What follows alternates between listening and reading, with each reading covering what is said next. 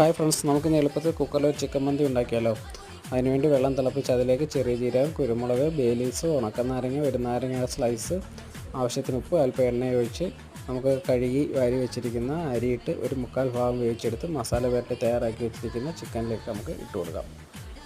അരിയെല്ലാം ഇട്ടതിന് ശേഷം നമുക്ക് പാലിൽ അല്പം മഞ്ഞൾപ്പൊടിയും മുളക് പൊടിയും കളറിന് വേണ്ടിയിട്ട് കലക്കി ഒഴിക്കാം. അതിനുശേഷം ക്യാരറ്റ് സ്ലൈസ് ചെയ്തത്, പച്ചമുളക് വെച്ച് നമുക്കൊരു ചെറിയ പാത്രത്തിൽ കരി കത്തിച്ച് അല്പം എണ്ണ ഒഴിച്ച് അടച്ച് വെച്ച് ഒരു വിസിൽ കൊണ്ട് നമുക്ക് ചിക്കൻ മന്തി റെഡിയാക്കാം.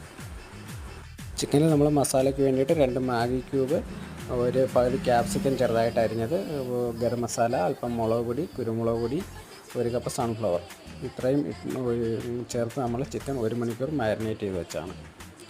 എല്ലാവരും ട്രൈ ചെയ്ത് നോക്കി ഇഷ്ടപ്പെട്ടാൽ ലൈക്കും കമൻറ്റും ചെയ്ത് ചാനൽ സബ്സ്ക്രൈബ് ചെയ്യണേ. Thank you.